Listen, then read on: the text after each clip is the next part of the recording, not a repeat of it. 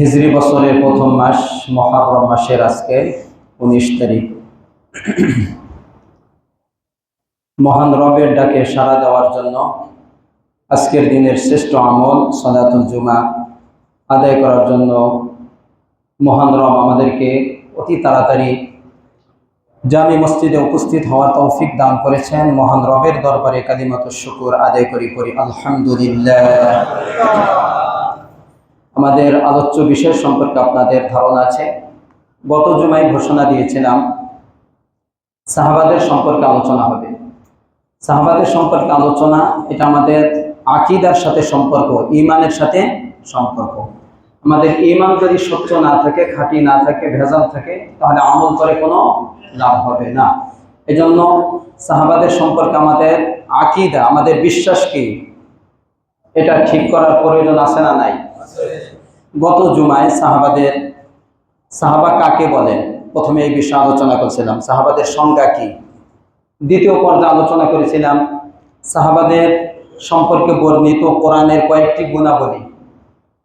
আল্লাহ রাব্বুল আলামিন সাহাবাদের কিছু গুণাবলী, বৈশিষ্ট্য উল্লেখ করেছেন কোরআনে। তৃতীয় পর্যায়ে আলোচনা করেছিলাম সাহাবাদের মর্যাদা। কোরআন ও হাদিসে বর্ণিত সাহাবাদের 13টি মর্যাদা বলেছিলাম, কোরআনে বর্ণিত 3টি মর্যাদা বলেছিলাম।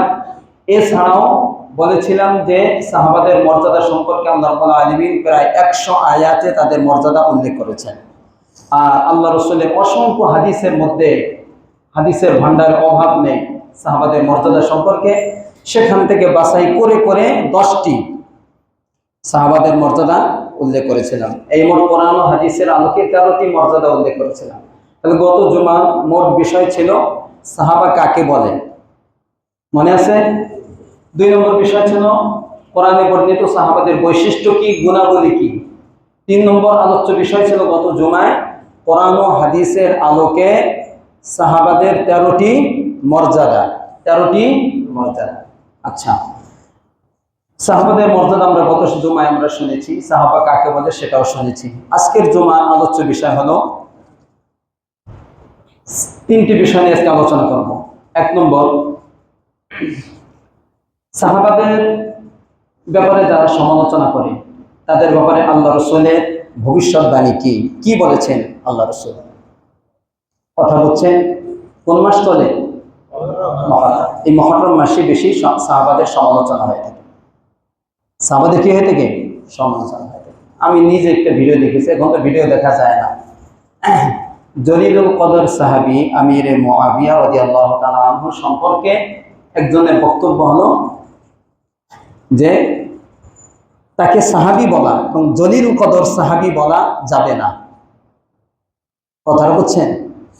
তাকে কাতিবুল ওহী, ওহীর লেখক বলা যাবে না। অনেকে সাহাবী বলতেই তাকে অস্বীকার করে, সাহাবী বলতে চায় না, আবার কাফের পর্যন্ত বলে ফেলে। কথাটা বুঝছেন? এছাড়া শিয়া সম্প্রদায় তো আমাদের দেশে আছে না নাই? শিয়াদের সম্পর্কে একটা আলোচনা হওয়া দরকার। বাস্তব শিয়ারা মধ্যে ভাগ আছে। এই শিয়া, এদেরকে অন্য ভাষায় রাফিজি বলা হয়। আরেকটা দল আছে খারিজি। এই 2 দলই সাহাবাদের বিদ্বেষী। সাহাবাদের সম্পর্কে বিভিন্ন মত আছে এদের। কেউ আবু বকর, ওমর, ওসমান সহ অনেককে অস্বীকার করে, তারা মানিয়ে না, তারা সরাসরি কাফের বলে এদেরকে। আবার শিয়ারা আহলে বায়াতের প্রতি বেশি ভালোবাসা দেখাইতে গিয়ে অন্যদেরকে আবার কটূক্তি করে, কাফের বলে, বিভিন্ন ধরনের কথাবার্তা বলে। কথা বলছেন? এগুলো সব বেশি চর্চা হয় কোন মাসে? মুহররম মাসে। এই জন্য সাহাবাদের সম্পর্কে এই মাসে আলোচনা করা দরকার আছে না নাই? তো প্রথম আলোচ্য বিষয় আমার আজকে সাহাবাদের যারা সমালোচনা করে তাদের সম্পর্কে আল্লাহ রাসূলের হুঁশিয়ারি, সতর্কবাণী কি, এটা আমরা প্রথমে জানব। দ্বিতীয় পর্যায়ে আমরা জানব আল্লাহ রাসূলের পরে যে সমস্ত মনীষীগণ, বিজ্ঞ সালাফ, আমাদের পূর্বসূরি যাদেরকে আমরা অনুসরণ করে থাকি, বড় বড় মুহাদ্দিস যারা, তারা সাহাবাদের যারা সমালোচনা করেছে তাদের সম্পর্কে তাদের বক্তব্য কি, ওই সমস্ত বড় বড় বিজ্ঞ আলেমদের বক্তব্য কি, সাহাবাদের সমালোচকদের ব্যাপারে তাদের বক্তব্যকে এটা আমরা শুনব। তৃতীয় পর্যায়ে মুআবিয়া রাদিয়াল্লাহু তাআলা আনহু সম্পর্কে তাদের যে আপত্তি বা কেন তাকে মানতে চায় না সে বিষয়ে তার সম্পর্কে মোটামুটি কিছু আপনাদেরকে ধারণা দেওয়ার চেষ্টা করব, যদি আল্লাহ রাব্বুল আলামিন অল্প সময়ের মধ্যে বরকত দেয়। আমিন বলেন। আচ্ছা, প্রথম বিষয়, সাহাবাদের যারা সমালোচনা করে প্রথম শিরোনাম, তাদের সম্পর্কে আল্লাহ রাসূল সাল্লাল্লাহু আলাইহি ওয়াসাল্লামের ভবিষ্যৎবাণী কি সতর্কবাণী আল্লাহ রাসূল উচ্চারণ করেছেন। আল্লাহ রাসূল সাল্লাল্লাহু আলাইহি ওয়াসাল্লাম এর বিশিষ্ট সাহাবী রাইসুল মুফাসসিরিন, তার চাচাতো ভাই আব্দুল্লাহ ইবনে আব্বাস রাদিয়াল্লাহু তাআলা আনহুমা, তিনি বলেন আল্লাহ রাসূল সাল্লাল্লাহু আলাইহি ওয়াসাল্লাম বলেছেন, মান সাব্বা আসহাবি, যে ব্যক্তি, আল্লাহ রাসূল বলেন, যে ব্যক্তি আমার সাহাবাকে গালি দেবে। একজনের কথা বলছেন না সকলের কথা বলছেন? যে ব্যক্তি আমার সাহাবাকে যারা গালি দেবে, গালমন্দ করবে, কটূক্তি করবে, তাদের সম্মান খাটো করার চেষ্টা করবে, বিভিন্ন ধরনের কথাবার্তা বলবে, আল্লাহ রাসূল বলেন ফাআলাইহি লা'নাতুল্লাহ ওয়াল মালাইকাতি ওয়ান নাসি আজমাইন, ওই ব্যক্তির উপরে, যে ব্যক্তি সাহাবাকে গালি দেবে, সমালোচনা করবে, ওই ব্যক্তির উপরে আল্লাহর লানত, ফেরেশতাদের লানত, দুনিয়ার সমস্ত মুমিনের লানত ওই ব্যক্তির উপর। নাউজুবিল্লাহ বলেন। লানত বোঝেন? লানত মানে কি? অভিশাপ মানে কি? আল্লাহর রহমত থেকে বঞ্চিত হওয়া। অর্থাৎ একজন মুমিন সে দুনিয়ায় চলে কিভাবে? তার সাথে কি আছে? আল্লাহর রহমত আছে। আল্লাহর রহমত যার থেকে উঠে যায় তার কোনো নিরাপত্তা থাকে না দুনিয়ায়। কথাটা বুঝাচ্ছে? তো আমরা যে দুনিয়ায় চলাফেরা করি কার দয়ায়? তো যে ব্যক্তি সাহাবাকে সমালোচনা করবে, যে বড় সাহাবাকে, সে আল্লাহর রহমত থেকে বঞ্চিত হবে। ফেরেশতারা তার জন্য মাগফিরাতের দোয়া করবে না, কোনো মানুষও তার জন্য দোয়া করবে না। সমস্ত জিনিস আল্লাহর পরে ফেরেশতা, আল্লাহ, ফেরেশতা এবং দুনিয়ার সমস্ত মাখলুক ওই ব্যক্তির জন্য কি করতে থাকে? অভিশাপ করতে থাকে। এটা কোনো স্বাভাবিক কথা না, কোনো ভয়ঙ্কর কথা? এটা বড় ভাই। এক নম্বর হাদিস। দুই নম্বর হাদিস শুনেন, আম্মাজান আয়েশা সিদ্দিকা রাদিয়াল্লাহু তাআলা আনহা থেকে বর্ণিত। আম্মাজান বলেন আল্লাহ রাসূল বলেছেন, লাআনা মান সাব্বা আসহাবি, আল্লাহ রাসূল বলেন ওই ব্যক্তির উপর আল্লাহর লানত যে ব্যক্তি আমার সাহাবাকে গালি দেয়। এরপর আল্লাহ রাসূল বলেন, লা ইয়াকবালুল্লাহু মিনহু সারফা ওয়ালা আদলা, যে ব্যক্তি আমার সাহাবাকে গালি দেয় ওই ব্যক্তির উপর আল্লাহর লানত বর্ষিত হবে, সাথে সাথে ওই ব্যক্তির কোন নফল ফরজ ইবাদত আল্লাহ কবুল করবেন না। শোনেন একটুখানি, হুঁশিয়ার গুলা শোনেন আপনারা। দুই নম্বর, এরপরে বলবো বিস্তারিত। দুই তিন, আল্লাহ রাসূল সাল্লাল্লাহু আলাইহি ওয়াসাল্লামের বিশিষ্ট সাহাবী আবু হুরায়রা রাদিয়াল্লাহু তাআলা আনহু, তিনি বলেন আল্লাহ রাসূল সাল্লাল্লাহু আলাইহি ওয়াসাল্লাম বলেন, লা তাসুব্বু আসহাবি, হে দুনিয়া কিয়ামত পর্যন্ত আগত সমস্ত মানুষ তোমরা শুনে রাখো, তোমরা আমার সাহাবাদেরকে সমালোচনা করবে না, গালি দিবে না। লা তাসুব্বু, এটা উলামায়ে কেরাম বোঝেন, এটা নাহির সিগা, নাহি। উলামায়ে কেরাম বলেন লা তাসুব্বু, গালি দিবে না, গালি দিও না তোমরা। অর্থাৎ যত নাহি আছে, নাহি এটা নিষেধ সূচক বাক্য যেগুলো আসে এগুলোর দ্বারা হারাম বোঝায়। কি বোঝায়? হারাম। লা তাসুব্বু দ্বারা উদ্দেশ্য হারাম, অর্থাৎ আমার সাহাবাকে তোমরা গালি দেবে না। অর্থাৎ আমার সাহাবাকে গালি দেওয়া কি কুফরি আছে, সামনে আসবে আলোচনা। এরপর আল্লাহ রাসূল বলেন কেন গালি দেবে না জানো?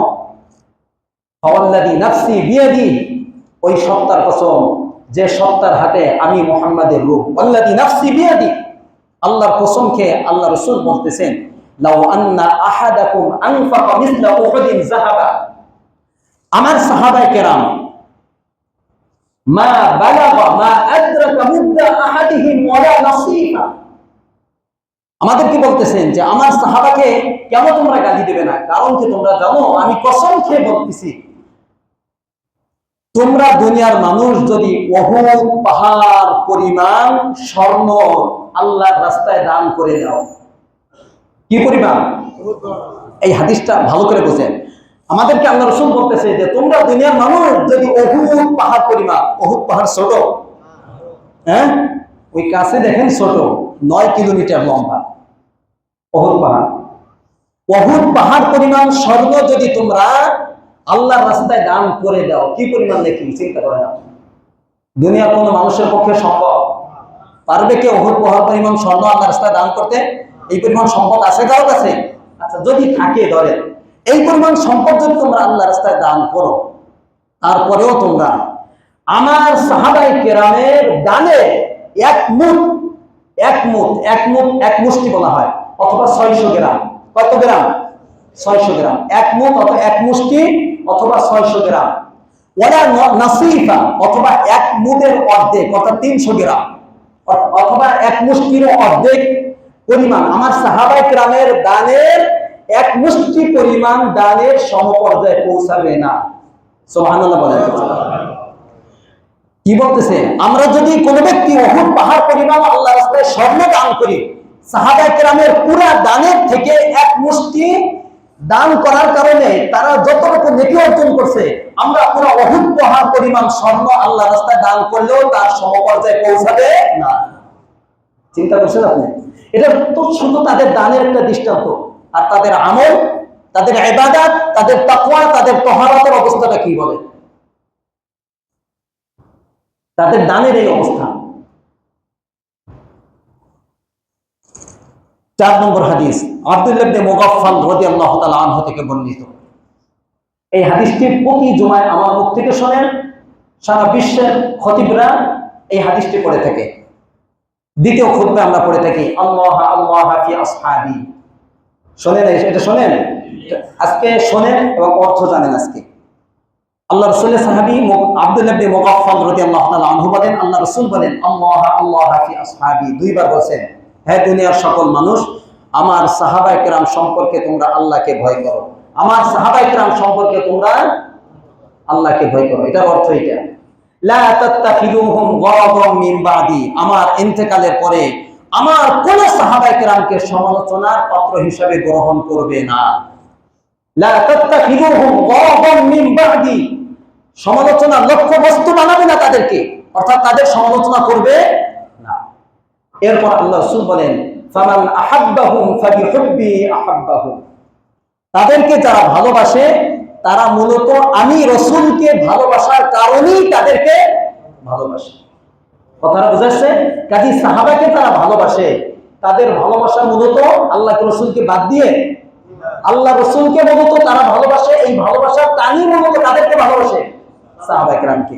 ওয়ামান আবগাদাহুম ফাবিবুগদি আবগাদাহুম, আর আমার সাহাবায়ে কেরাম সম্পর্কে বা আমার সাহাবায়ে কেরামকে যারা কটূক্তি করে, যারা নিন্দা করে, যারা গালমন্দ করে, তারা মূলত আমি রাসূলকে ঘৃণা করার কারণে, গালমন্দ করার কারণেই তাদেরকে গালমন্দ করে। নাউযুবিল্লাহ। কাজী স্পষ্ট এখান থেকে কোন ব্যক্তি যদি সাহাবায়ে কেরামকে কটূক্তি করে, গালি দেয়, সমালোচনা করে, এর অর্থ হলো সে মূলত আল্লাহ রাসূলের সমালোচনা করে। ঠিক না? ঠিক বলে। অর্থাৎ সাহাবায়ে কেরামকে সমালোচনা করলে শুধু সাহাবায়ে কেরাম পর্যন্ত থাকে না, এটা পুষতে পুষতে আল্লাহ রাসূল থেকে নিয়ে কার পর্যন্ত চলে যায়? আল্লাহ পর্যন্ত চলে যায়। চিন্তা করেন, কাজেই কোন ব্যক্তি যদি কোন সাহাবায়ে কেরামকে গালি দেয়, তাহলে কাকে গালি দেওয়া হয়? আল্লাহ রাসূলকে গালি দেওয়া হয়। এরপর আল্লাহ রাসূল বলেন ওয়ামান আযাহুম ফাকাদ আযানি, যে ব্যক্তি দুনিয়ার আমার সাহাবায়ে কেরাম কোন একজন সাহাবায়ে কেরামকে কষ্ট দিবে, এর অর্থ হলো সে আমি রাসূলকে কষ্ট দিল। আর ওয়ামান আযানি ফাকাদ আযাল্লাহ, আর যে ব্যক্তি আমি রাসূলকে কষ্ট দেয় সে মূলত আমাকে কষ্ট দেয় না, কাকে? আর আল্লাহ রাসূল বলেন ওয়ামান আযাল্লাহ, আর যে ব্যক্তি আল্লাহকে কষ্ট দেয় তাকে, অর্থাৎ সাহাবায়ে কেরামকে কষ্ট দেওয়ার কারণে আমাকে কষ্ট দেওয়া হইল, আমাকে কষ্ট দেওয়ার কারণে কাকে কষ্ট দেওয়া হইল? আর যে ব্যক্তি আল্লাহকে কষ্ট দিবে, আল্লাহ রাসূল বলেন ফায়ুশিকু আইয়াখুযাহু, সে যেন নিশ্চিন্তে দুনিয়ায় বসে থাকে না, অচিরেই আল্লাহ রাব্বুল আলামিন তাকে বিভিন্ন আযাব গজবের মাধ্যমে তাকে পাকড়াও করবে। নাউযুবিল্লাহ। কাজেই খোলাসা কথা, মোট কথা কি বলে হাদিসের? কোন সাহাবায়ে কেরামকে কষ্ট দেওয়ার অর্থ কাকে কষ্ট দেওয়া? আল্লাহ। আর আল্লাহকে তারা কষ্ট দিবে, সে দুনিয়ায় শান্তিতে থাকতে পারবে? কাজেই সাহাবায়ে কেরামকে কোন ব্যক্তি যদি কটূক্তি করে, তাকে কষ্ট দেয়, সমালোচনা করে, তাহলে আল্লাহ রাব্বুল আলামিন দুনিয়ায় তাকে ছাড়বেন। 5 নম্বর হাদিস আল্লাহ রাসূল সাল্লাল্লাহু আলাইহি ওয়াসাল্লাম বলেন ইযা রাআইতুমুল্লাযীনা ইয়াসুব্বুনা আসহাবী, যখন তোমরা ওই সমস্ত ব্যক্তিদেরকে দেখবে যারা আমার সাহাবাদেরকে গালি দেয়, সরাসরি বলে ফেলো, ফাকুলু, সামনাসামনি বলে ফেলো, লা'নাতুল্লাহি আলা শাররিকুম, হে যারা আজ তোমরা আমার সাহাবাদেরকে সমালোচনা করতেছো, সরাসরি তোমরা বলে ফেলো তাদেরকে, যারা সাহাবায়ে কিরামদেরকে সমালোচনা করতেছো, তোমরা হলো দুনিয়ার নিকৃষ্ট মানুষ, আর দুনিয়ার নিকৃষ্ট মানুষের উপর যেন আল্লাহর লানত বর্ষিত হয়। নাউযুবিল্লাহ বলেন। দর্শক বলছেন, যদি দেখতে পাও কোন জায়গায় এই শিয়াদেরকে যদি দেখতে পাই, এটা হত্যার আদেশ, এদেরকে আমরা তো হত্যা করতে পারবো না, কমপক্ষে করে থাপ্পড় তো মারতে পারবো। কথা বলেন না কেন, পারা যাবে না? যাবে না। এটাই বলছে, যাদেরকে দেখবে যে সাহাবায়ে কিরামকে সমালোচনা করতে যদি তোমরা দেখো, তাহলে নিশ্চিত মনে করো এরা দুনিয়ার সবচেয়ে কি মানুষ, আর নিকৃষ্ট মানুষের উপর যেন আল্লাহ লানত বর্ষিত হয়। আল্লাহ রাসূলের সতর্কবাণী। এই 5টি হাদিস আল্লাহ রাসূল সাল্লাল্লাহু আলাইহি ওয়াসাল্লামের সাহাবায়ে কিরামদের সম্পর্কে আল্লাহ রাসূল থেকে শুনাইলাম। এখন এই আল্লাহ রাসূলের কিছু সাহাবীদের কথা বলি। আল্লাহ রাসূলের কিছু সাহাবীদের সম্পর্কে কি বলেছেন। এর মধ্যে আব্দুল্লাহ ইবনে আব্বাস রাদিয়াল্লাহু তাআলা আনহুমা, উনি একদিন সকল সাহাবায়ে কিরামদেরকে বা পরবর্তীতে যারা তাবী তাদেরকে উদ্দেশ্য করে বলছে, দুনিয়ার সকল মানুষকে উদ্দেশ্য করে বলছে, লা তাসুব্বু আসহাবা মুহাম্মাদিন সাল্লাল্লাহু আলাইহি ওয়াসাল্লাম, হে দুনিয়ার মানুষ, তোমরা আল্লাহ রাসূলের সাথী যারা, তো আল্লাহ রাসূলের কি সাথী সাহাবায়ে কিরাম, তাদেরকে কখনো গালি দিবে না। কেন গালি দিবে না? শুনে রাখো, ফালা মুকামু আহাদিহিম সাহাতান ইয়ানি মা'আন নবী সাল্লাল্লাহু আলাইহি ওয়াসাল্লাম খায়রুম মিন আমালি আহাদিকুম 40 সানা। কারণ কি জানো? এই সাহাবায়ে কেরাম আল্লাহ রাসূলের মজলিসে যে বসা ছিল, এই যে আপনারা যেমন বসা, একজন সাহাবী আল্লাহ রাসূলের মজলিসের শেষ প্রান্তে বসা, একেবারে শেষ প্রান্তে বসা, আল্লাহ রাসূল কিছু কথাবার্তা শুনতেছে, একেবারে পিছনে বসা। সামান্য সময়ের জন্য আল্লাহ রাসূলের মজলিসে বসার যে মর্যাদা, সামান্য সাআ, এক মুহূর্ত আল্লাহ রাসূলের মজলিসে এই সাহাবায়ে কেরামের যে বসার যে ফজিলত, এটা তোমাদের 40 বছর ইবাদতের চেয়েও বেশি মর্যাদা রাখে। সুবহানাল্লাহ। সামান্য সময়। আর যারা যুগ যুগ বা বছর, যুগ যুগ তো অনেকে পায় নাই, বছরকে বছর যারা আল্লাহ রাসূলের সান্নিধ্য পেয়েছে, যে সমস্ত সাহাবায়ে কেরাম সবসময় আল্লাহ রাসূলের পাশে ছিল, তাদের মর্যাদা কি? এই হাদিস দ্বারা কি বোঝাচ্ছে? অর্থাৎ আল্লাহ রাসূলের মজলিসের একেবারে পিছনে একজন সাহাবায়ে কেরাম সামান্য সময়ের জন্য বসা, শুধু বসা, ইবাদত বন্দেগী না, শুধু এই বসা, দুই এক মিনিট, 2 সেকেন্ড বসার ফজিলত কত? আমাদের 40 বছর ইবাদতের চেয়েও শ্রেষ্ঠ। তাহলে আব্দুল্লাহ ইবনে আব্বাস, আব্দুল্লাহ ইবনে ওমর রাদিয়াল্লাহু তাআলা আনহু কি বলেন শুনে, লা তাসুব্বু আসহাবা মুহাম্মাদিন সাল্লাল্লাহু আলাইহি ওয়াসাল্লাম, তোমরা আল্লাহর রাসূলের সাহাবাদেরকে তোমরা গালি দেবে না। কেন? ফালা মুকামু আহাদিহিম সাআতান ইয়ানি মা'আন নবী সাল্লাল্লাহু আলাইহি ওয়াসাল্লাম খায়রুম মিন আমালি আহাদিকুম উমর।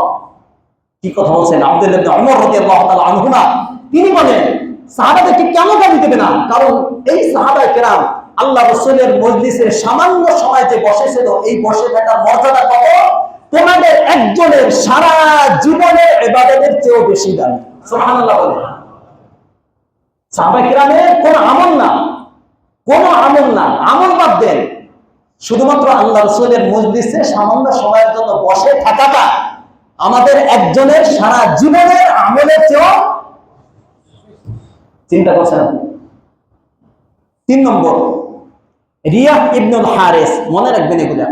রিয়াহ ইবনুল হারিস উনি বলেন, কুনতু কাঈদান ইনদা ফুলানিন ফিল মসজিদিল কুফা, আমি কুফার মসজিদে, ইরাকের বাগদাদের কুফার মসজিদে মুগীরা ইবনে শুবা রাদিয়াল্লাহু তাআলা আনহু, বিশিষ্ট সাহাবী, নাম কি?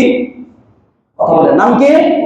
মুগীরা ইবনে শুবা রাদিয়াল্লাহু, উনি বায়াতে রিদওয়ানে, অর্থাৎ হুদায়বিয়ার সন্ধির সময় যে একটা বায়াত হয়েছিল, সন্ধির সময়, এই সময় একটা যে বায়াত হয়েছিল, ওই বায়াতের সময় উনি ছিলেন। আর আল্লাহ রাসূল বলেন, বায়াতে রিদওয়ানে যারা অংশগ্রহণ করবে তারা সকলে কোথায়? জান্নাতে।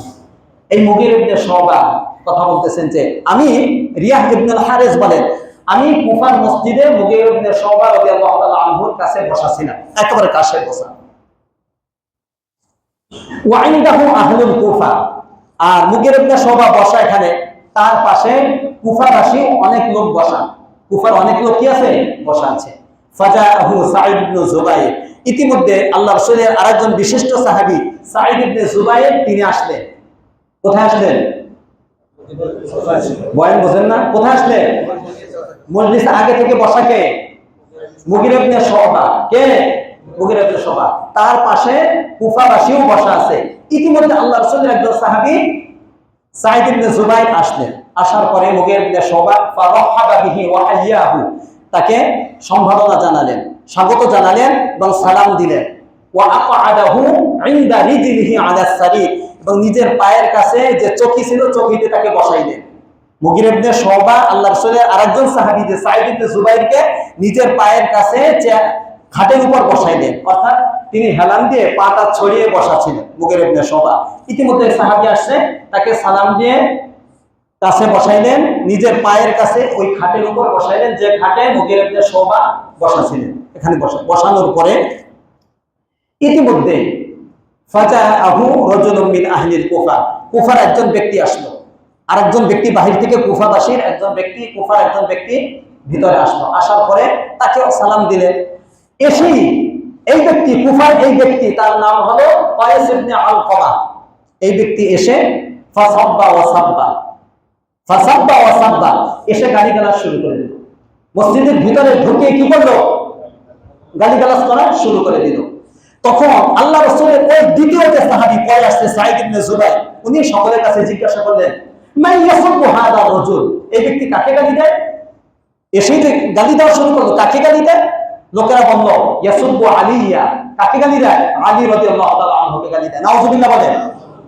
তখন এই সাঈদ ইবনে জুবাইর মুগীরা ইবনে শুবার পায়ের কাছে বসা, উনি বললেন, লামাশহাদু রাজুলিন মিনহু ইয়াকবারু ফীহি ওয়াজহুহু খায়রুম মিন আমালি আহাদিকুম উমরা ওয়ালাউ উম্মিরা উমারা নূহ। কি মারাত্মক কথা বলছে। উনি বলেন, শুনে রাখো, তোমরা আল্লাহ রাসূলের সাহাবাদেরকে গালি দাও, সাহাবাদের মর্যাদা সম্পর্কে তোমাদের কোনো ধারণা নাই। শোনো, এই সাহাবায়ে কেরাম আল্লাহ রাসূলের মজলিসে যে বসা ছিল, এই মজলিসের সামান্য সময়, কোন সামান্য সময়? যে সময় আল্লাহ রাসূল তাদের উপর বিরক্তি হয়েছে, অসন্তুষ্ট হয়েছেন, রাগ হয়েছেন, এরকম কিছু মুহূর্ত গেছে না, যায় নাই? অনেক মুহূর্ত গেছে। কিছু কথা বলছেন, কিছু কাজ করছেন সাহাবায়ে কেরাম, আল্লাহ রাসূল রাগ হয়ে গেছেন, চেহারা মোবারক লাল হয়ে গেছে, এরকম কথা আপনারা শোনেন নাই? এমন মজলিস, যে মজলিসে সাহাবায়ে কেরামের উপর আল্লাহ রাসূল অসন্তুষ্ট, রাগান্বিত, এমন মজলিসেও সাহাবায়ে কেরামের সামান্য সময় বসাটা তোমাদের একজনের সারা জীবনের আমলের চেয়ে বেশি শ্রেষ্ঠ। সুবহানাল্লাহ। মুহূর্তটা কি? সাহাবায়ে কেরাম আল্লাহ রাসূলের সামনে বসা কি মুহূর্ত? ভালো মুহূর্ত না। আল্লাহ রাসূল তাদের উপর রাগান্বিত, তাদের উপর অসন্তুষ্ট, আল্লাহ রাসূল বিরক্ত তাদের উপর। এই সময়ও, সামান্য সময় আল্লাহ রাসূলের মজলিসে বসা, অপেক্ষা করা, থাকার যে মর্যাদা একজন সাহাবায়ে কেরাম, আমল টামল বাদ দেন, এটাও তোমাদের একজনের সারা জীবনের আমলের চেয়ে বেশি মর্যাদা রাখে। এরপরে কি কথা বললেন শোনো, ওয়ালাউ উম্মিরা উমারা নূহ, তোমাদের একজন যদি নূহ নবীর মতো হায়াত পায়। নূহ নবী কত বছর হায়াত পেয়েছে? 1000 বছর। কত? তোমাদের কোন ব্যক্তি যদি নূহ নবীর মতো হায়াত পায়, আর হায়াত পেয়ে পুরো 1000 বছর সে আমল করে, তাহলে এই ব্যক্তি সাহাবায়ে কেরামের আল্লাহ রাসূলের ওই অসন্তুষ্টির মজলিসে সামান্য সময়ে বসার যে মর্যাদা, 1000 বছর ইবাদত করেও ওই পরিমাণ মর্যাদায় সে পৌঁছতে পারবে না। এর নাম হলো সাহাবায়ে কেরাম। এই জন্যই আল্লাহ রাসূল সাল্লাল্লাহু আলাইহি ওয়াসাল্লাম তাদের সম্পর্কে বলছেন, আনাস রাদিয়াল্লাহু তাআলা আনহু সম্পর্কে থেকে বর্ণিত, আল্লাহ রাসূল বলেন, লা তাসুব্বু আসহাবি, খবরদার আমার সাহাবায়ে কেরামের সমালোচনা করবে না, তাদেরকে গালি দেবে না। এরপর আল্লাহ রাসূল বলেন, ফাইন্নাহু ইয়াজিউ ফি আখিরিজ জামানি কওমুন ইয়াসুব্বুনা আসহাবি, অচিরেই শেষ জামানায়, এই আমাদের কথা বলতেছে, শেষ জামানায় এমন কিছু লোক আসবে, এই শিয়া সম্প্রদায় সহ যারা আজকে আল্লাহ রাসূলের সাহাবাদেরকে গালি দেয়, এমন কিছু লোক আসবে যারা আমার সাহাবায়ে কেরামকে গালি দিবে। আল্লাহ রাসূল এদের সম্পর্কে বলে, তোমরা যদি দেখো যে ওই সমস্ত লোক আমার সাহাবায়ে কেরামকে গালি দেয়, তাহলে তোমরা তাদের সম্পর্কে কি করবে? আল্লাহ রাসূল সাল্লাল্লাহু আলাইহি ওয়াসাল্লাম বলেন, ওয়া ইযা মারিদু, যদি এই সমস্ত লোক অসুস্থ হয়, ফালা তাউদুহুম, তাদেরকে দেখতে তোমরা যাবে না। যারা সাহাবায়ে কেরামকে গালি দেয়, শেষ জামানায় কিছু লোক আসবে যারা আমার সাহাবায়ে কেরামকে গালি দিবে, যদি তারা গালি দেয় এবং অসুস্থ হয়ে যায়, তাদেরকে দেখতে যাবে না। অথচ কোন রোগীকে দেখতে যাওয়ার সওয়াব আছে না নাই? 70,000 ফেরেশতা ওই ব্যক্তির পিছনে লাগিয়ে দেওয়া হয়, যে ব্যক্তি কোন রোগীকে দেখতে যায় তার জন্য মাগফিরাতের দোয়া করতে থাকে। সুবহানাল্লাহ বলেন। অর্থাৎ যে ব্যক্তি অসুস্থ হয়েছে, ওই ব্যক্তি যে আল্লাহর রাসূলকে গালি দিয়েছে, তাকে তোমরা দেখতে যাবে না। এবং আল্লাহ সুবহানাহু ওয়া ইদা মাতু, যদি ওই ব্যক্তি মারা যায় তাহলে ফালা তাশহাদুহুম, তার কাছে উপস্থিত হবে না, তার জানাজা পড়বে না, তার জানাজায় উপস্থিত হবে না। তাহলে বোঝা গেল যার জানাজা পড়তে আল্লাহ রাসূল নিষেধ করেছেন সে কাফের না মুসলিম? কথা বলেন, কাফের না মুসলিম? এরপর আল্লাহ রাসূল সাল্লাল্লাহু আলাইহি ওয়াসাল্লাম ফালা তুনাকিহুহুম বা তানাকাহুহুম, তুনাকিহুহুম, তাদের সাথে পরস্পরের বিবাহ বন্ধনে আবদ্ধ হবে না। ওয়ালা তুসাল্লিমু আলাইহিম, তাদেরকে সালামও দিবে না। কথাটা বুঝতেছেন? আল্লাহ রাসূলের সাহাবাদের সমালোচনা করা ভয়াবহতা কতটুকু বুঝতে পারতেছেন? কেন গত জুমায় তাদের ফজিলত যে বললাম, কত ফজিলত তাদের, তাদের সম্পর্কে রাজি খুশি কি হয়েছে?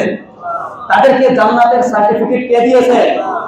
তারা সবাই নিষ্পাপ হয়ে দুনিয়া থেকে গিয়েছে।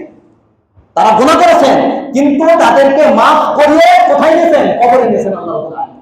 এবং 32 সাহাবাদের সম্পর্কে আল্লাহ রাসূল সাল্লাল্লাহু আলাইহি ওয়াসাল্লাম আল্লাহ রাব্বুল আলামিন নিচে ঘোষণা দিয়েছেন, ইয়ামালু মা শিকতুম, যা ইচ্ছা তাই করো, কদ গফরতু লাকুম, আমি তোমাদের জিন্দেগীর সমস্ত অপরাধ মাফ করে দিয়েছি।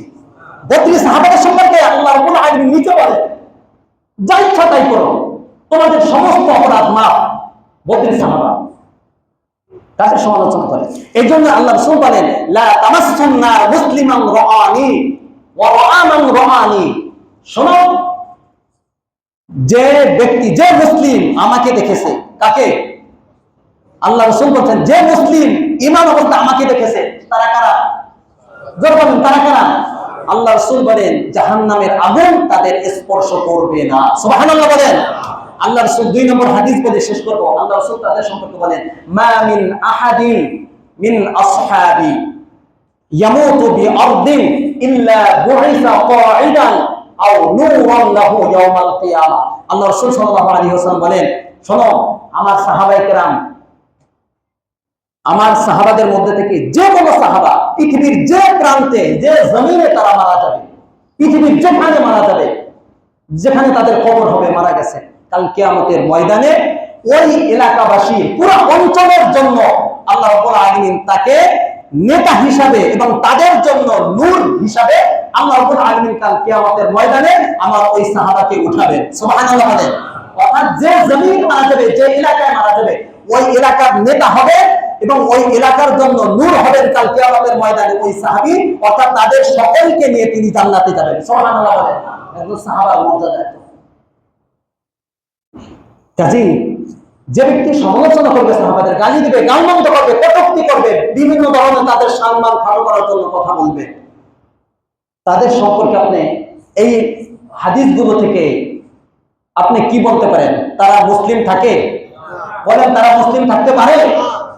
এই সাহাবাদের সম্পর্কে যারা বিভিন্ন ধরনের কটূক্তি করে বা সাহাবাদের সম্পর্কে আমাদের ধারণা কেমন হবে এ সম্পর্কে একটু কথা জানেন? এটা তো আমরা শুনলাম সাহাবাদের সমালোচনা করলে ভয়াবহ শাস্তি কি। সাহাবাদের সম্পর্কে আমাদের আকীদা কেমন হবে এটা জানা দরকার আছে না নাই? 2 নম্বর, সাহাবাদের সম্পর্কে প্রথম যে কথা সেটা হলো সাহাবা কারা, সাহাবাদের সম্পর্কে কেমন ধারণা করতে হবে? হুম খায়রু আহলিল আরদ, তারা এই জমিনের পুরা পৃথিবীর মধ্যে তারা শ্রেষ্ঠ মানব। তারা সাহাবা কেরাম। ওয়া হুম আফদালুহা বা'দা নাবিয়্যিহি সাল্লাল্লাহু আলাইহি ওয়াসাল্লাম, আল্লাহ রাসূলের পরে এবং সমস্ত নবীদের পরে যত উম্মত আছে সমস্ত উম্মতের মধ্যে শ্রেষ্ঠ মর্যাদার অধিকারী কারা?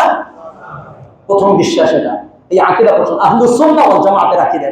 এই বিশ্বাস যে লালন করতে পারবে না সে আহলুস সুন্নাহ ওয়াল জামাত অর্থাৎ নাজাত প্রাপ্ত দলের অন্তর্ভুক্ত হবে না, সে জাহান্নামীদের দলের অন্তর্ভুক্ত হবে। 1 নম্বর আকীদা। 2 নম্বর, ইমাম তাহাবী রাহিমাহুল্লাহ তাআলা উনি বলেন, এবং এটা আহলুস সুন্নাহ ওয়াল জামাতের আকীদা, সেটা হলো সাহাবাদের সম্পর্কে আমাদের ধারণা কেমন থাকতে হবে? ওয়া নুহিব্বু আসহাবা রাসূলিল্লাহি সাল্লাল্লাহু আলাইহি ওয়াসাল্লাম। সকলে শুনেন, সাহাবাদের সম্পর্কে আজকে থেকে আমরা এই ধারণা লালন করব তো ইনশাআল্লাহ। ইমাম তাহাবী বলেন আমরা সকলে আল্লাহ রাসূলের সমস্ত সাহাবাকে ভালোবাসি। আপনারা ভালোবাসেন কিনা? এক নম্বর আকীদা। দুই নম্বর ওয়ালা নুফরিতু বা নুফাররিতু ফি হুব্বি আহাদিন মিনহুম, তাদের ভালোবাসার ক্ষেত্রে আমরা সীমালঙ্ঘন করব না, আবার কমতিও করব না, বেশি বাড়াবাড়িও করব না, ছাড়াছাড়িও করব না। যা তাদের যে ভালোবাসা পাওয়া দরকার, যে মর্যাদা পাওয়া দরকার, সেটাই আমরা তাদেরকে দিব। হ্যাঁ, অনেকে ভালোবাসতে বাসতে বাসতে বাসতে আল্লাহ রাসূলের উপরে উঠে গেছে। আলী রাদিয়াল্লাহু তাআলা আনহুকে শিয়ারা বলছে ওহী আল্লাহ রাসূলের কাছে আসে নাই, আসছে মূলত আলী রাদিয়াল্লাহু তাআলা আনহুর কাছে। জিবরিল আমিন ভুলে কার কাছে গেছে? কে বলে? শিয়ারা বলে। তাহলে আলী রাদিয়াল্লাহু তাআলা আনহুকে তার স্থানে রাখলো, আল্লাহ রাসূলের উপরে নিয়ে গেছে। এটা আমরা করি না, এটা আমরা করব না। তাদের ভালোবাসা পাওয়ার যতটুকু যোগ্যতা আছে বা উপযুক্ততা, আমরা ততটুকু তাদেরকে কি করব? ভালোবাসবো। দুই নম্বর আকীদা। তিন নম্বর আকীদা হলো ওয়ালা নাতাবাররাউ মিন আহাদিন মিনহুম, তাদের কারো থেকে আমরা সম্পর্ক ছিন্ন করব না। মনে থাকবে সমস্ত আকীদা, মনে থাকবে তো ইনশাআল্লাহ। বলে চার নম্বর আকীদা ওয়া নুবগিদু মান ইউবগিদুহু, ভালো করে বোঝে, তাদেরকে যারা কটূক্তি করবে, ঘৃণা করবে, তাদেরকে আমরাও কি করি? সাহাবা কেরামকে যারা কটূক্তি করবে, ঘৃণা করবে, নিন্দা করবে, তাদেরকে আমরা কি করি? ওয়াবিগাইরিল হাক্কি ইয়াযকুরুহু, আর সাহাবাদের ব্যাপারে যারা অসত্য কথা বলবে, তাদের সম্মান খাটো করার জন্য যারা কথা বলবে, তাদেরকে আমরা কি করি? ঘৃণা করি। কথাটা বুঝাচ্ছে? আর ওয়ালা নাযকুরুহুম ইল্লা বিখাইর, আমরা সর্বশেষ আমরা সাহাবাদের সম্পর্কে শুধুমাত্র ভালো আলোচনাই করব, কোনো খারাপ আলোচনা করব না। এই বিশ্বাস রাখতে পারবো তো ইনশাআল্লাহ? এরপর ইমাম তাহাবী বলেন ওয়া হুব্বুহুম দীনুন ওয়া ঈমানুন ওয়া ইহসানুন, সাহাবাদেরকে ভালোবাসা এটা দ্বীনের অংশ, এটা ঈমানের অংশ, এটা ইহসানের অংশ। আর ওয়া বুগদুহুম, আর তাদের ব্যাপারে বিদ্বেষ লালন করা, এটা কি? কুফরুন ওয়া নিফাকুন ওয়া তুগয়ানুন, তাদেরকে গালমন্দ করা, তাদেরকে কটূক্তি করা, এটা কুফরি, এটা নেফাকি, এটা সীমালঙ্ঘন। কাজী ইমাম তাহাবীর এই মত দ্বারা কি বোঝা যায়? সাহাবাদেরকে কোন ব্যক্তি যদি গালমন্দ করে, তাহলে সে মুমিন থাকতে পারে? কথা বলেন, মুমিন থাকতে পারে না। সাহাবাদের সম্পর্কে যদি খারাপ ধারণা থাকে, উনি বলে কুফর নিফাকুন তুগয়ানুন। এটা আমরা সাহাবাদের সম্পর্কে বিশ্বাস কি হবে? এই বিশ্বাস লালন করতে পারবো তো ইনশাআল্লাহ? তিন নম্বর শুনেন, ইমাম আবু যুরআ রাজি রাহিমাহুল্লাহ তাআলা তিনি বলেন ইযা রাআইতুমুর রাজুলা ইযা রাআইতা রাজুলা ইয়ানতাকিসু আহাদান মিন আসহাবি রাসূলিল্লাহ সাল্লাল্লাহু আলাইহি ওয়াসাল্লাম, তোমরা যদি কোন ব্যক্তিকে দেখো যে ওই ব্যক্তি আল্লাহ রাসূলের কোন একজন সাহাবার সম্মান নিয়ে কথা বলতেছে, খাটো করতেছে, গালমন্দ করতেছে, তাহলে কি করবে? উনি বলেন ফালাম, জেনে রাখো, আন্নাহু জিন্দিক, যদি দেখো যে একজন সাহাবা কেরামকে নিয়ে দুনিয়ার কোন ব্যক্তি গালমন্দ করতেছে, নিশ্চিন্তে তার সম্পর্কে তুমি বলে ফেলো সে জাহান্নামী, সে নাস্তিক, সে মুরতাদ। জিন্দিক মুনাফিক, সে কাফের, যে আখিরাতকে বিশ্বাস করে না সেই জিন্দিক, যে কাফের সেই জিন্দিক। ইমাম আবু যুরআ রাজি বলেন। ইমাম আহমদ ইবনে হাম্বল বলেন ইযা রাআইতা রাজুল, কোন ব্যক্তিকে যদি তোমরা দেখো ইয়াজকুরু আহাদান মিন আসহাবি রাসূলিল্লাহ সাল্লাল্লাহু আলাইহি ওয়াসাল্লাম, যে আল্লাহ রাসূলের সাহাবাদেরকে নিয়ে কি করতেছে? গালমন্দ করতেছে, কোন ধরনের কটূক্তি করতেছে, বিভিন্ন ধরনের সমালোচনা করতেছে, কথা বলতেছে, তাহলে ফাত্তাহিমহু বিল ইসলাম, তাহলে নিশ্চিন্তে তার ইসলাম নিয়ে তুমি আপত্তি করতে পারো। অর্থাৎ তার ঈমান নিয়ে, তার ইসলাম নিয়ে তুমি আপত্তি করতে পারো যে ইসলাম আছে কি নাই। কে বলেন? ইমাম আহমদ ইবনে হাম্বল বলেন। ইমাম মালিক রাহিমাহুল্লাহ তাআলা কি বলে? ইযা শাতামা আহাদান মিন আসহাবি রাসূলিল্লাহ সাল্লাল্লাহু আলাইহি ওয়াসাল্লাম, কোন ব্যক্তি যদি আল্লাহর রাসূলের কোন একজন সাহাবাকে গালি দেয়, সে আবু বকর হোক, উনি বলতেছেন আবু বকর ওয়া উমর ওয়া উসমান ওয়া মুআবিয়া ওয়া আমর ইবনে আল হারিস, কয়েকজনের নাম বলছে। যদি তুমি দেখো এদের কারো কোন ব্যক্তি এদেরকে গালি দেয়, এবং ওই ব্যক্তি বলে, যে ব্যক্তি গালি দিচ্ছে সে ফাইন ক্বালা, যদি ওই ব্যক্তি বলে যে কানু আলা দালালাতিন ওয়া কুফরি, এই সমস্ত সাহাবায়ে কেরাম সব গোমরাহ ছিল এবং কাফের ছিল, এই কথা যদি ওই ব্যক্তি বলে, তোমরা দেখো, তাহলে কুতিলা, এই ব্যক্তির সম্পর্কে রাষ্ট্রীয় হুকুম হলো তাকে তার দুনিয়ায় থাকার কোনো অধিকার নেই, তাকে হত্যা করে ফেলো। কথাটা বুঝেছে? তাকে কি করতে হবে? হত্যা করে দিতে হবে। আমার কোনো কথা আমি বলতেছি না, এটা ইমাম মালিক রাহিমাহুল্লাহ তাআলার কথা। ইমাম সুক্কি অনেক বড় ইমাম, তিনি বলেন ইন্না সাব্বাল জামি' লা শাক্কা আন্নাহু কুফর। সমস্ত সাহাবা কেরামকে যদি গালি দেয় অথবা একজন সাহাবী সে সাহাবী হওয়ার কারণে তাকে গালি দেয়, তাহলে নিশ্চিন্তে কোনো সন্দেহ নাই, লা শাক্কা ফি, কোনো সন্দেহ নাই, তাকে বলে সে কাফের। সে কি কাফের? কথাটা বুঝছেন? এই মোটামুটি কয়েকজনের বক্তব্য উল্লেখ করলাম। এখন সর্বশেষ যে কথা সেটা আমি বলবো এখন, সেটা হলো কোন ব্যক্তি যদি সাহাবায়ে কেরামকে গালি দেয় এর অর্থটা কি? শোনেন, আপনি যখন কোন দরজায় গিয়ে নক করবেন, খটখটানি দিবেন, এর উদ্দেশ্যটা কি? আপনি ঘরে ঢুকতে চান নাকি? হ্যাঁ, ভালো করে বোঝেন, ঘুমায়েন না, এই কথাটা বোঝেন ভালো করে। আপনি যখন কোন দরজায় গিয়ে নক করেন, খটখটে দিন, এর অর্থটা কি? কথা বলেন, এর অর্থ কি? আপনি ঘরে ঢুকতে চান। আচ্ছা, আমাদের একজন ইমাম, ইমাম নাসাই রাহিমাহুল্লাহ তাআলা, নাসাই শরীফ সিহাহ মধ্যে একটা কিতাব, উনি নিজে বলেন মুআবিয়া সম্পর্কে ওনাকে জিজ্ঞাসা করেছিল যে মুআবিয়াকে অনেকে গালি টালি দেয়, এই সম্পর্কে আপনি কি বলেন? তখন তিনি বললেন, শুনে রাখো, কোন ব্যক্তি যখন কোন ঘরে গিয়ে নক করে এর উদ্দেশ্য হলো সে ঘরের ভিতর ঢুকবে, ঠিক না? উনি বলেন আল ইসলাম কাদারি, ইসলামটা হলো একটা ঘরের মতো, লাহা বাবুন, এই ঘরের কি আছে? দরজা আছে। ইসলামটা একটা ঘরের মতো, ইসলামটা কি? ঘরের মতো। একটা ঘরের যেমন দরজা থাকে, ইসলামের একটা কি আছে? দরজা আছে। উনি বলেন ওয়াবাবুল ইসলামি আস-সাহাবা, ইসলামের দরজা কি? সাহাবায়ে কেরাম। ইসলামের দরজা কি? সাহাবায়ে কেরাম। তো কোন ব্যক্তি যখন ঘরে গিয়ে নক করে এর উদ্দেশ্য হলো সে ঘরের ভিতর ঢুকবে। কাজেই কোন ব্যক্তি যদি, যত ইসলামের দরজা হলো সাহাবায়ে কেরাম, কোন ব্যক্তি যদি সাহাবায়ে কেরাম সম্পর্কে সমালোচনা করে এর উদ্দেশ্য সাহাবায়ে কেরাম নয়, পুরো ইসলামকে সে সমালোচনার পাত্র বানানো তার উদ্দেশ্য। ঠিক না? ঠিক বলে জি, এটাই বাস্তব। এইজন্য ওরিয়েন্টালিস্ট যারা আছে, প্রাচ্যবাদ যারা আছে, তারা শুধুমাত্র ইসলামের মধ্যে সন্দেহ কিভাবে ঢোকানো যায়, সন্দেহ কিভাবে ঢোকানো যায়, এই জন্য তারা দুইজন সাহাবায়ে কেরামকে টার্গেট করছেন, একজন আবু হুরায়রা আর একজন মুআবিয়া রাদিয়াল্লাহু তাআলা। আবু হুরায়রা থেকে সবচেয়ে বেশি হাদিস বর্ণিত হয়েছে 5374টা। তারা এই সাহাবীকে কেন টার্গেট করছে? কারণ এই সাহাবীকে যদি বিতর্কিত করা যায় তাহলে আল্লাহ রাসূলের অধিকাংশ হাদিস কি হয়ে যাবে? বিতর্কিত হয়ে যাবে। বুঝেন, আপনারা বুঝেন? বিতর্কিত হয়ে যাবে। আর মুআবিয়া রাদিয়াল্লাহু তাআলা আনহুকে যদি বিতর্কিত করা যায় তাহলে তার থেকে 163টা হাদিস বর্ণিত হয়েছে, আর তিনি কাতিবুল ওহী ছিলেন, কোরআনের লেখক ছিলেন। যদি তার সম্পর্কে বিতর্কিত করা হয়, মানে বিতর্কিত করা যায়, তাহলে তার থেকে কোরআনের যে অংশগুলো লেখা হয়েছে সেটাও কি হয়ে যাবে?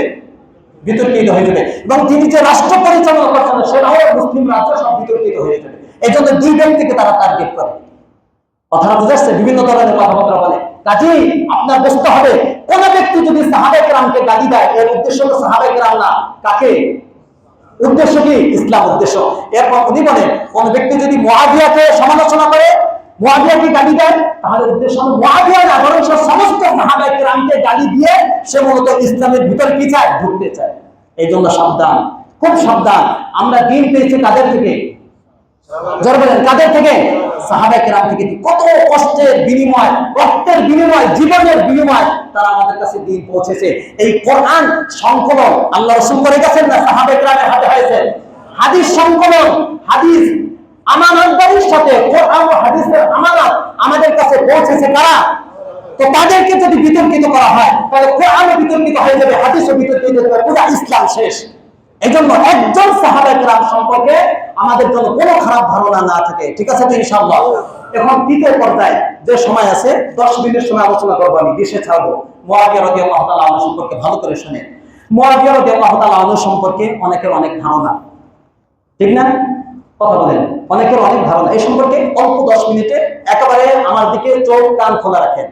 প্রথম কথা, মুআবিয়ার কিছু ফজিলত আমরা শুনি। তিনি কেমন সাহাবী এটা জানা দরকার আছে না? প্রথম শুনেন, আল্লাহ রাসূল থেকে তার সম্পর্কে কি আছে। আল্লাহ রাসূল মুআবিয়া রাদিয়াল্লাহু তাআলা আনহু সম্পর্কে বলেন তার জন্য স্পেশাল দোয়া করছেন আল্লাহ রাসূল, আল্লাহুম্মা জাআলহু হাদিয়া মাহদিয়া ওয়াহদি বিহি। আল্লাহ রাসূল মুআবিয়া সম্পর্কে দোয়া করেন, আল্লাহ এই মুআবিয়াকে তুমি পথপ্রদর্শক বানাও, হেদায়েত প্রাপ্ত বানাও, এর মাধ্যমে মুআবিয়ার মাধ্যমে হাজার হাজার মানুষকে তুমি হেদায়েত দান করো। মুআবিয়া রাদিয়াল্লাহু তাআলা সম্পর্কে দোয়া করছেন। মুআবিয়া রাদিয়াল্লাহু তাআলা নাম হলো আবু সুফিয়ান। প্রথমে কাফের ছিল, মক্কা বিজয়ের সময় মুসলিম হয়েছে সাহাবী। উনি একদিন আল্লাহ রাসূলের কাছে এসে তিনটা আবদার নিয়ে আসছেন, ইয়া রাসূলুল্লাহ এই তিনটা দোয়া তো আপনি কবুল করেন, আদর দেন। হ্যাঁ ঠিক আছে, তিনটা কবুল হয়েছে। এর মধ্যে একটা হলো আমার এই মুয়াবিয়াকে আপনি কাতেবে ওহী বানান, আপনার কোরআনের লেখক বানায়। আল্লাহ রাসূল বানান লেখক বানাই না। অনেকে মানে না, অনেকে এটা মানে না, শিয়া এটা মানে না যে আল্লাহ রাসূলের সাহাবী ওহীর লেখক এটা মানতে চায় না। এর প্রমাণ কি? আল্লাহ রাসূলের বিশিষ্ট সাহাবী আব্দুল্লাহ ইবনে আব্বাস রাইসুল মুফাসসিরিন, উনি ছোট ছিলেন, উনি বলেন কুনতু আলআবু, আমি একদিন খেলাধুলা করতেছিলাম, আল্লাহ রাসূল ফাদাআনি, আল্লাহ রাসূল ডাক দিলেন আমাকে, এই ইবনে আব্বাস এদিকে আসো। এরপরে আমাকে ডেকে বললেন উদউনি মুআবিয়া, আমার কাছে মুআবিয়াকে ডেকে আনো। এইটা হাদিস। আব্দুল্লাহ ইবনে আব্বাস এই হাদিস বর্ণনা করতে গিয়ে এই মুআবিয়ার নাম যখন আসছে তখন মুআবিয়ার পরিচয় দিয়েছেন তিনি। পরিচয় কি? ওয়াকানা ইয়াকতুবুল ওয়াহইয়া।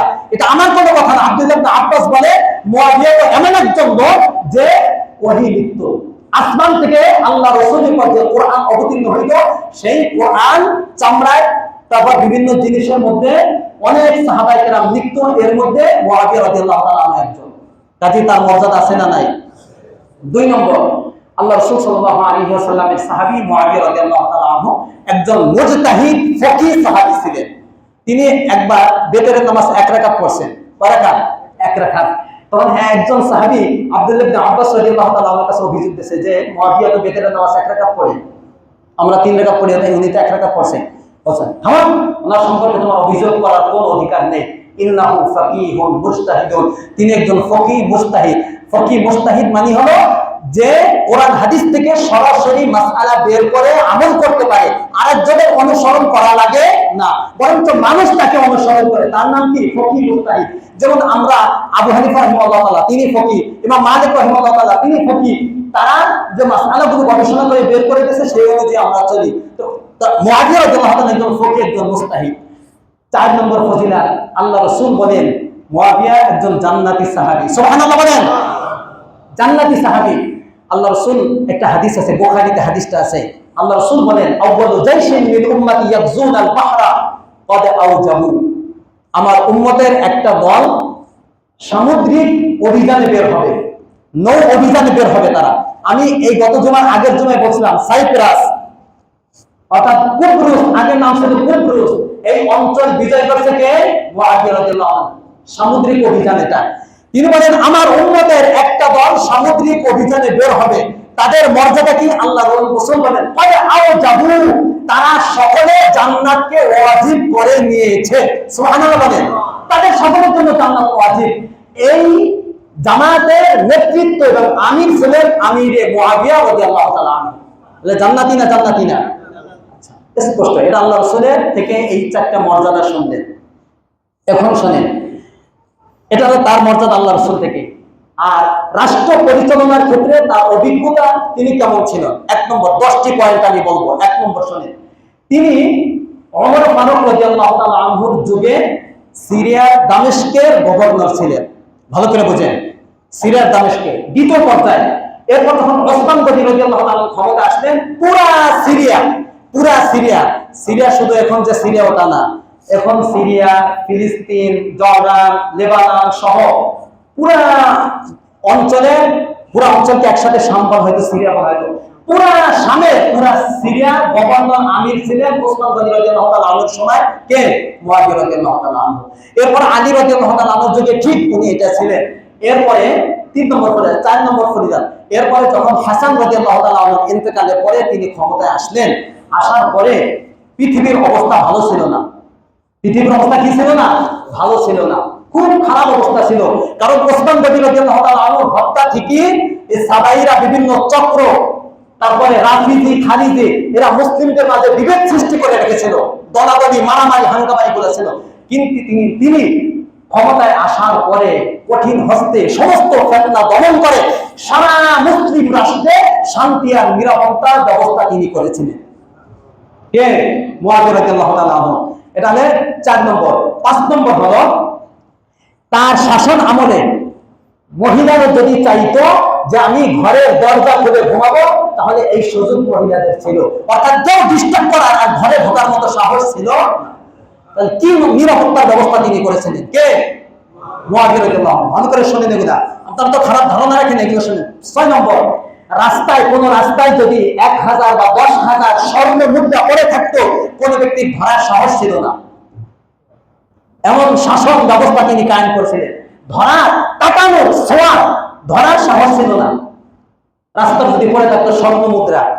7 নম্বর, তার শাসন আমলে পুরা মুসলিম জাহানে একজন মুসলিম ভিক্ষুক ছিল না। চিন্তা করেন, একজন মুসলিম ভিক্ষুক ছিল না। 8 নম্বর, অমুসলিমদেরও নিরাপত্তা এবং শান্তির ব্যবস্থা তিনি করেছিলেন, অমুসলিম নাগরিক যারা ছিল তাদের। 9 নম্বর, তার রাষ্ট্র পরিচালনা কতটুকু ছিল? তিনি নিজে সর্বপ্রথম এই ডাক ব্যবস্থা, এই চিঠি যে ডাক ব্যবস্থা না, ডাক ব্যবস্থা চালু করেছেন কে? মুআবিয়া রাদিয়াল্লাহু তাআলা আনহু। এবং রাষ্ট্রীয় যে সমস্ত কাগজপত্র আছে এগুলো রাখার জন্য ভিন্ন ভিন্ন ভিন্ন ভিন্ন বিভাগ তিনি ওই সময় থেকে এটা আবিষ্কার করছেন, তিনি সূচনা করছেন এগুলা।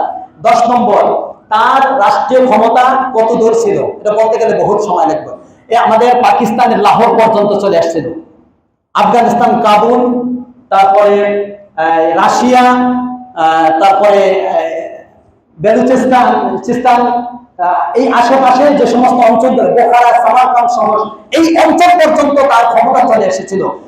আপনি যদি তারিখে বুলদানের মধ্যে যান, সিয়ার আলামি নুবালার মধ্যে যান, এগুলো দেখবেন সব বিস্তারিত আছে যে ওনার রাষ্ট্রীয় ক্ষমতা কত দূর ছিল।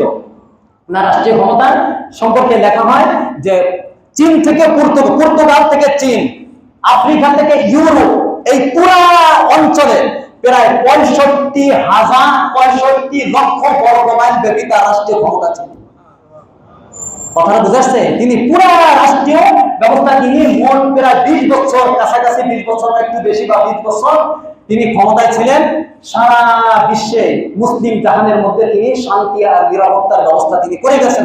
কোনো মারামারি, কোনো দলাদলি কিচ্ছু ছিল না, সব ঠান্ডা ছিল। এটা মুআবিয়া রাদিয়াল্লাহু তাআলা আনহু। আর 4 মিনিট আছে, সেই 4 মিনিটের সম্পর্কে কিছু বলবো। এই জন্যই এই মুআবিয়া, ভালো করে শুনেন, মুআবিয়া রাদিয়াল্লাহু তাআলা আনহু সম্পর্কে আব্দুল্লাহ ইবনে ওমর রাদিয়াল্লাহু তাআলা আনহুমা একটা বক্তব্য ভালো করে শুনেন। উনি নিজে বলেন, ওনার ব্যক্তিগত বক্তব্যটা মুআবিয়া সম্পর্কে, উনি বলেন, মা রাআইতু আহাদান মিনান নাস বাদা রাসূলিল্লাহি সাল্লাল্লাহু আলাইহি ওয়াসাল্লাম আসওয়ারা মিন মুআবিয়া। উনি যেরকম রাষ্ট্র পরিচালনা করেছিলেন, এইজন্য উনি বলেন, আল্লাহর রাসূলের পরে আমি কাউকে রাষ্ট্রীয় পরিচালনার ক্ষেত্রে এত সুন্দর নেতৃত্ব দেখি নাই, যতটা সুন্দর নেতৃত্ব দিয়েছেন আল্লাহ রাসূলের পরে মুআবিয়া রাদিয়াল্লাহু তাআলা আনহু। সুবহানাল্লাহ বলেন। তখন একজন ব্যক্তি প্রশ্ন করলো, আপনার বাবা ওমর, আবু বকর? বলছেন, তারা মর্যাদার দিক থেকে, আমলের দিক থেকে, তাকওয়ার দিক থেকে, সব দিক থেকে তারা শ্রেষ্ঠ, তবে রাষ্ট্রীয় পরিচালনার ক্ষেত্রে, সুন্দর ব্যবস্থাপনার ক্ষেত্রে আল্লাহ রাসূলের পরে কে ছিল? আব্দুল্লাহ ইবনে ওমরের বক্তব্য। তার তাকওয়া তাহারাত, তিনি কেমন ছিলেন? তিনি মৃত্যুর আগে তার পুরা সম্পদের অর্ধেক সম্পদ তিনি রাষ্ট্রীয় কোষাগারে দিয়ে যান, যে তিনি যখন বন্টন করতেন কম বেশি হয়েছে কিনা এই ধারণা করে অর্ধেক সম্পদ দিয়ে যান। এবং তিনি মৃত্যুর আগে সমস্ত লোকদেরকে ডাক দিয়ে বলেন যে এই যে একটা জুব্বা দেখতে পাও, এই জুব্বাটি আমাকে আল্লাহ রাসূল পরিয়েছিলেন, এই জুব্বাটি আল্লাহ রাসূলের দেওয়া আমাকে জুব্বা। আর একটি শিশু থেকে বের করে শিশু এনে বললেন যে একদিন আমি আল্লাহ রাসূলের নখ কাটতেছিলাম। জি, এটা কোনো বানানো কথা না, আল বিদায়া ওয়ান নিহায়ার ঘটনা। এই নখ কাটতেছিলাম, ওই নখগুলো আমি রেখে দিয়েছি এই শিশির ভিতরে, এখনো আমার কাছে আছে। আমি ইন্তেকালের পরে এই জামা দিয়ে আমাকে কাফনের ব্যবস্থা করবে, আর এই নখগুলি ভালো করে পিষে আমার চোখে আর মুখে ছিটিয়ে দেবে। আশা করা যায় আল্লাহ এই ওসিলা আমাকে মাফ করবে। নিশ্চিত করছেন? তার সম্পর্কে আপনি সমালোচনা করেন, তিনি আপনি সমালোচনা করেন তার সম্পর্কে। এখন তো বলতে গেলে আমার 10 মিনিট না, এখন এটা না বললে তো আমার স্পষ্ট থাকবে। তার সম্পর্কে 3টা ইস্যু নিয়ে তাকে সমালোচনা করা হয়। কয়টা ইস্যু নিয়ে? 3টা ইস্যু নিয়ে। কয়টা ইস্যু? 3টা ইস্যু। এটা শুনবেন? পরে তো সমালোচনা জরুর, আজকে 10 মিনিট দেরি করছে, এটা না বললে তো আমার মনে তৃপ্তি লাগতেছে না। 3টা ইস্যু নিয়ে তাকে সমালোচনা করে। 1 নম্বর ইস্যু হলো জঙ্গে সিফফিন। হযরত আলী রাদিয়াল্লাহু তাআলা আনহু আর মুআবিয়া রাদিয়াল্লাহু তাআলা আনহুর মাঝে যে যুদ্ধ হয়েছিল জঙ্গে সিফফিন, প্রায় 70,000 মানুষ মারা গিয়েছিল জঙ্গে সিফফিনে। কল্পনা করেন, এই 1 নম্বর ইস্যু। 2 নম্বর ইস্যু, হাসান রাদিয়াল্লাহু তাআলা আনহু কে বিষ প্রয়োগে যে মারা হয়েছে এটার অভিযোগ তাকে দেওয়া হয়, এই 2 নম্বর ইস্যু। 3 নম্বর ইস্যু, হুসাইন রাদিয়াল্লাহু তাআলা আনহুকে যে শহীদ করেছে কারবালার প্রান্তরে কে? ওবাইদুল্লাহ ইবনে জিয়াদ। এটা মূলত তোমার ইয়াজিদের সমর্থন ছিল। এই ইয়াজিদকে ক্ষমতায় বসাইছে কে? মুআবিয়া রাদিয়াল্লাহু আনহু। এইজন্য এই ইস্যু ধরে কাকে সমালোচনা করা হয়? এই মোটামুটি তিনটা ইস্যু। আল্লাহ তৌফিক দিলে আগামী জুমায় একটু আগে আগে আসেন, আগে আগে ছেড়ে দেবো, ঠিক আছে ইনশাআল্লাহ? মনে থাকবে মুআবিয়া রাদিয়াল্লাহু আনহু ফজিলত মনে থাকবে তো ইনশাআল্লাহ? কাজী এই যে তিনটা ইস্যু নিয়ে তাকে সমালোচনা করা হয়, এটা যৌক্তিক না অযৌক্তিক? এটা ঠিক আছে নাকি মিথ্যা ইতিহাস? এই বিষাদ সিন্ধু দেখে দেখে আপনারা পড়ে বিভিন্ন ধরনের সাহাবায়ে কেরাম সম্পর্কে বিভিন্ন আপনারা মন্তব্য করে থাকেন, এটা জানার দরকার আছে না নাই? ইনশাআল্লাহ আগামী জুমায় এই সম্পর্কে বিস্তারিত আলোচনা হবে। আল্লাহ রাব্বুল আলামিন তৌফিক দান করুন। ওয়া আখিরু দাওয়ানা আলহামদুলিল্লাহি রাব্বিল আলামিন।